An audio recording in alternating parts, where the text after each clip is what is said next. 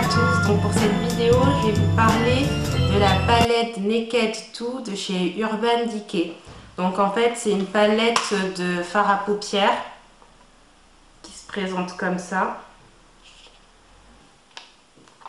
Au dos vous avez l'ensemble des couleurs de la palette. C'est vrai que la palette Naked de chez Urban Decay, que ce soit la numéro 1 ou la numéro 2, ce sont des palettes très connues dans beaucoup de vidéos, que ce soit des vidéos françaises ou américaines, enfin dans beaucoup de pays. Cette palette est très utilisée, que ce soit aussi bien chez les peaux claires que chez les peaux foncées, il y en aura toujours pour tous les goûts. Ce qui est très intéressant sur cette palette, c'est qu'il y a des couleurs en fait assez différentes. Comme vous avez pu le voir dans le zoom, on part des couleurs dorées pour aller vraiment jusqu'aux couleurs brunes ou très foncées. Et on passe par attirer vraiment dans cette palette, c'est le choix de couleurs cohérents. C'est-à-dire qu'il n'y a aucune couleur extravagante. Vous voyez, c'est pas le genre de palette où vous allez avoir du violet, du bleu, du vert, non. Là, par contre, c'est vraiment une palette adaptée pour tous les jours. Voilà. La palette Naked 2, c'est vraiment la palette de tous les jours pour le maquillage simple, frais, que ce soit discret ou sophistiqué, mais la Naked c'est le maquillage de tous les jours ou du soir, mais en tout cas c'est la simplicité. C'est-à-dire si vous voulez des couleurs un peu flashy, si vous voulez des couleurs extravagantes, enfin, quand je dis extravagante c'est en matière de maquillage, c'est-à-dire du jaune, du vert, du bleu, c'est des couleurs un peu plus difficiles à manier. Faut pas acheter la Naked, c'est pas ce que vous allez trouver. La Naked, c'est des couleurs nudes, des couleurs qui... On va partir sur des tons marrons, sur des tons un peu gris, sur des tons dorés, mais vous n'allez pas partir sur des franches couleurs. Donc moi, c'est comme je me maquille assez simplement, c'était vraiment ça. Je me suis dit, très intéressant, c'est une palette où au niveau des couleurs, vous pouvez être sûr de ne pas vous tromper, quoi. Vous pouvez prendre n'importe quelle couleur les yeux fermés. Vous pouvez être sûr de faire un résultat tout à fait correct avec. Donc ce qui est bien, c'est que c'est une palette vraiment accessible pour les débutantes en maquillage que pour celles qui ont l'habitude de se maquiller parce qu'elle n'exige pas de réfléchir en fait. C'est une palette très pédagogique finalement, très simple d'utilisation. Donc ça c'est vraiment le premier point en fait qui m'a poussé, qui m'a attiré vers cette palette. Simplicité d'utilisation, cohérence au niveau du choix des couleurs. L'avantage de la palette, c'est qu'elle possède aussi bien des couleurs irisées que des couleurs mates. J'utilise beaucoup la Half Beckett, comme vous pouvez le voir, c'est un doré que j'utilise quasiment tous les jours. Shopper aussi, j'aime beaucoup, c'est un rose irisé. Qui apporte quand même pas mal de peps à mon teint, c'est sympa. Snake Beat de temps en temps, c'est un chocolat. Pas mal. Après, bon, il y a des couleurs, tout ce qui est gris sur ma peau, c'est un peu moyen. La YDK aussi, vous pouvez le voir. Quand il y a beaucoup de poudre éparpillée, c'est que je l'ai beaucoup utilisé. Je l'aime beaucoup. Et Blackout pour faire mon trait d'eyeliner. Voilà mes couleurs très utilisées.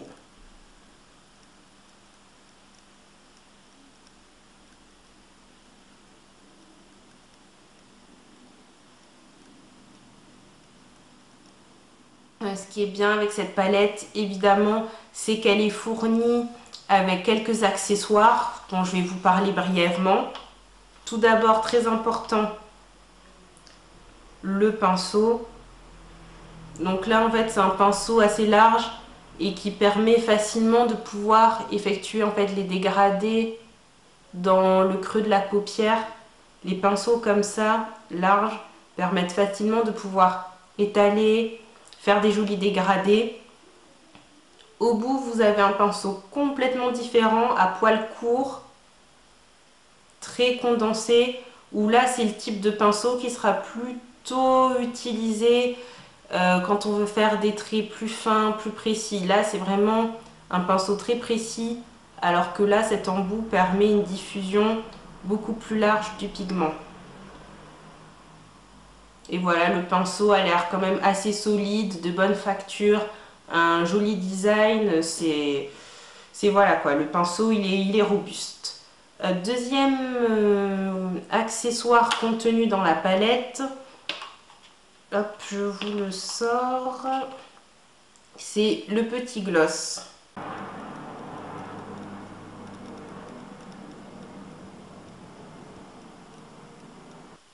Que voici. Donc bon, le gloss, c'est sympa on va dire, mais c'est pas... Je l'utilise pas trop, il est mentholé et j'aime pas trop en fait les gloss mentholés, j'ai du mal, j'aime pas trop, donc bon du coup je l'utilise pas trop. Après au niveau de la couleur, vous voyez c'est un rose, un peu un vieux rose. Bon, voilà, j'ai pas trop d'avis là-dessus en fait, je l'utilise jamais, donc du coup je peux pas trop vous en dire plus sur cet outil. Puis bon, bien sûr, la palette possède le miroir, très pratique évidemment si on la transporte, mais comme vous avez pu constater quand même que c'est une grosse palette, elle n'est pas lourde, mais elle prend de la place. C'est très rare que je l'amène, quasi jamais, je la trimballe jamais, elle reste chez moi, donc du coup, bon, le miroir a peu d'utilité. Mais quand même, voilà, ça fait un bel objet, bien complet. Ça, c'est métallisé, donc ça garantit quand même une certaine solidité. Ici, l'emplacement du gloss.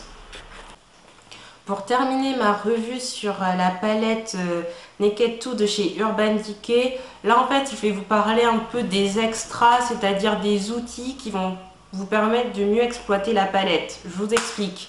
Par exemple, au niveau des couleurs, on a vu, on part des couleurs très claires, on a des couleurs très foncées jusqu'au noir blackout.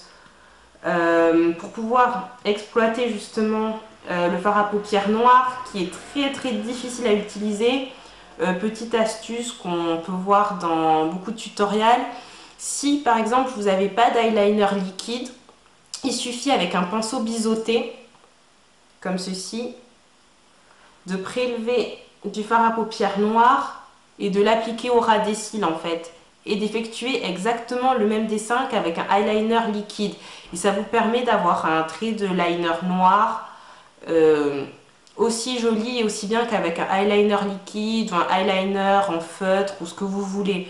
Donc voilà, avec un pinceau biseauté vous pouvez bien exploiter le noir, la couleur blackout de la palette Naked. Autre astuce pour pouvoir mieux exploiter aussi sa palette, moi j'utilise le primer, toujours de chez Urban Decay, qui aussi est très connu, très utilisé en matière de maquillage, qui permet de fixer le fard à paupières et surtout de renforcer l'intensité. Comme vous avez pu le voir dans le swatch que j'ai fait sur mon bras, et je peux vous le remontrer en photo, la couleur est beaucoup plus intense en utilisant le primer qu'en l'utilisant seul, et le primer se présente sous forme d'une pâte en fait, on va dire ça comme ça, d'une espèce de pâte en fait beige qu'on applique sur la paupière avant de mettre le fard à paupières. Et vraiment c'est un duo en fait que j'utilise toujours, le primer de chez Urban Decay, ensuite la palette. Ça permet d'avoir des couleurs plus vibrantes, plus intéressantes.